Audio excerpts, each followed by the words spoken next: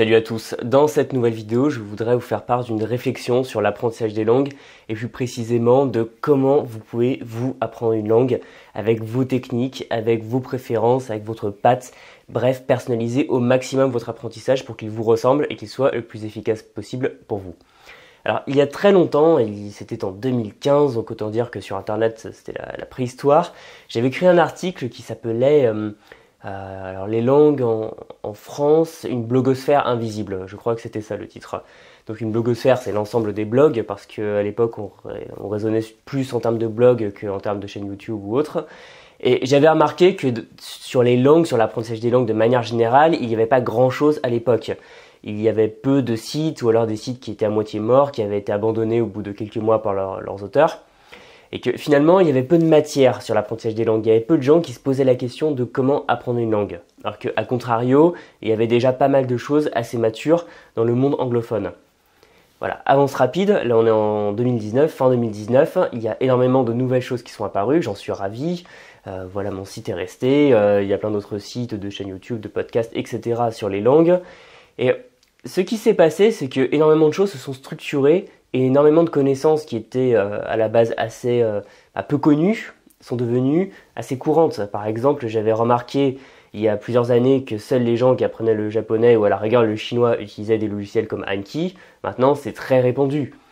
Tout ce qui est répétition espacée, ce genre de concept d'apprentissage des langues. Avant, c'était quand même relativement peu connu du grand public. Maintenant, beaucoup de gens en parlent spontanément, sans même que j'ai à leur en parler moi-même. Et on peut observer ce qu'on appelle une plus grande sophistication du public, c'est-à-dire que beaucoup plus de gens connaissent le bagage minimum sur l'apprentissage des langues. Et ça, je m'en réjouis, mais malgré tout, j'ai vu apparaître l'inverse extrême, c'est-à-dire l'embarras du choix et des gens qui se sentaient perdus et qui ne savent pas à quel sens se vouer, qui disent oui mais machin il a dit ceci, machin il a dit cela et ces deux personnes ont un avis totalement contraire. Ou alors j'ai déjà pu remarquer dans les commentaires, dans les emails, etc. que quand j'abordais un sujet, il y avait toujours quelqu'un qui venait dire oui mais machin il a dit que cette langue elle sert à rien, ou machin a dit que c'était pas la meilleure technique, ou alors machin fait totalement différemment de toi et pourtant ça marche. Et ça c'est très intéressant parce que ça met en lumière quelque chose qui est pas souvent dans le domaine de la réflexion, c'est-à-dire très souvent à l'école, l'esprit critique, la capacité à personnaliser votre apprentissage. Parce que bien souvent, ce qui existe, et souvent aussi ce qu'on recherche, c'est un apprentissage qui est sous plastique, micro-ondable. C'est-à-dire, vous avez une seule façon d'apprendre une langue, il n'y en a pas d'autre, c'est le cursus roi, et au-delà, point de salut. Alors qu'en réalité, évidemment qu'il y a plein d'avis divergents. Pour vous donner un exemple, j'en parlais récemment dans un mail aux abonnés, Stephen Krashen, qui est un linguiste américain qui est assez connu dans l'apprentissage des langues, a développé des hypothèses de travail qui sont très intéressantes, mais qui sont très critiquées aussi par d'autres linguistes, et autant il y en a certaines que je trouve suffisamment vraies pour vous les enseigner, pour les intégrer dans mes méthodes, autant il y en a d'autres avec lesquelles je suis en désaccord total.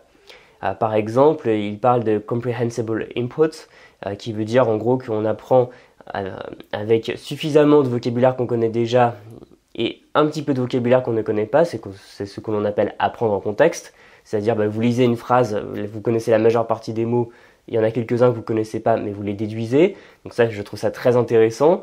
Mais à l'inverse, Krashen va dire qu'il n'y a pas besoin de parler et que le fait de parler est une langue est le résultat de l'apprentissage plus qu'une technique d'apprentissage. Alors que je suis totalement pas d'accord. De par mon expérience, le fait de parler une langue, ça permet vraiment d'ancrer les connaissances, ça permet d'apprendre à la prononcer, ça permet d'apprendre à la parler de manière, avec aisance, rapidement, de manière intuitive, sans réfléchir. Voilà, c'est pour ça que je pourrais pas être plus en désaccord, alors que c'est quand même un scientifique assez reconnu. Mais voilà, avec mes expériences à moi, j'ai pu en arriver à des conclusions différentes. Et c'est pour ça qu'il ne faut pas vous étonner. S'il y a des polyglottes d'internet, s'il y a des formateurs dans le monde francophone, anglophone, même d'autres mondes, par exemple en Allemagne, il y a beaucoup de choses très intéressantes qui se font, qui vont dire totalement différemment de moi ou d'autres personnes. C'est normal. Parce que souvent le problème, c'est qu'on va citer les études scientifiques. On va dire selon la science, ceci, cela. Et ça, c'est le truc phare d'internet avec les articles de 500 mots et qui vont ressortir des banalités sur les langues. Alors, je suis désolé, ça peut sembler arrogant de faire un jugement comme ça, mais c'est vrai. il y a des choses qui sont très mal écrites, et on va sortir la science comme une sorte d'argument contre lequel on ne pourrait rien dire. Alors qu'au contraire, la science, c'est pas une science exacte. C'est un champ où il va y avoir plein de linguistes, plein de pédagogues qui vont être en totale contradiction les uns avec les autres. Ils vont toujours dire que le voisin a tort et qu'eux ont raison. Ils vont arriver à des méthodes qui sont parfois très différentes, et c'est pas pour rien que les méthodes de langue dans le commerce sont souvent très différentes les unes des autres.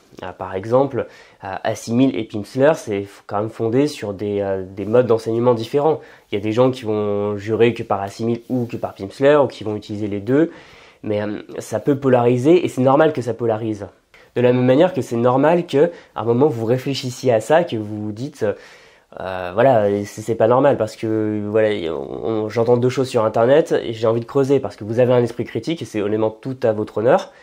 Et ensuite, le problème, c'est que quand on arrive dans un nouveau domaine, on veut être guidé, et c'est normal. Parce que par exemple, quand j'arrive dans un domaine que je connais pas, j'ai besoin de me former rapidement sur quelque chose, et j'avoue être néophyte, j'ai envie de trouver une personne, généralement qui partage ma philosophie par rapport à ce domaine, parce que j'aime pas me former auprès de gens avec qui je m'entendrai pas, et qui me fournissent quelque chose d'assez rapide, parce que j'ai pas envie de réinventer la roue moi-même. Et on peut être un peu perdu parce qu'on a envie de chercher un peu ses maîtres. Et ce qu'il faut savoir, c'est que les gens sur internet qui vous enseignent des méthodes d'apprentissage des langues, ils ont eu leurs maîtres. Ils ont eu des gens qui leur ont enseigné la pédagogie, qui leur ont enseigné toutes les méthodes d'apprentissage, qui ont pu les forger. Ils ont pu avoir des expériences différentes de leurs voisins. Ils ont pu constater que pour eux, en fonction de leur personnalité, de leur force, de leur faiblesse, de s'ils avaient une bonne oreille ou une bonne mémoire, etc., qu'il y avait des choses qui fonctionnaient pour eux et d'autres qui fonctionnaient moins. Alors que pour le voisin, ça va pas être forcément la même chose. Et de manière inconsciente, moi-même, par exemple, je vais enseigner des choses qui fonctionnent pour moi, mais peut-être que ce ne sera pas la meilleure manière de faire pour tout le monde, même si j'essaie de réfléchir à des méthodes qui vont coller pour à peu près tout le monde.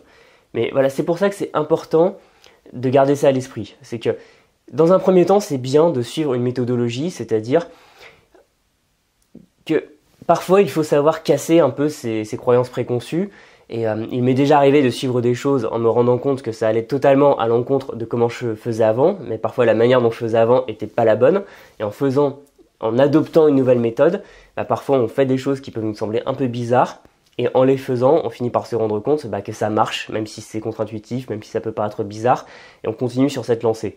Donc ça, c'est quand même très important de le suivre dans un premier temps. C'est pour ça que je vous dis pas de tout faire sauter, de n'en faire qu'à votre tête, parce que c'est bien d'avoir des choses qui sont structurées, parce qu'elles ont été faites pour vous, à l'avance, avec des années de réflexion derrière, et vous, ça vous permet d'avoir du pré-mâché, si on veut. Et ensuite, ce que vous pouvez faire dans un second temps, c'est devenir votre propre professeur. Et ça, pour moi, c'est le plus important.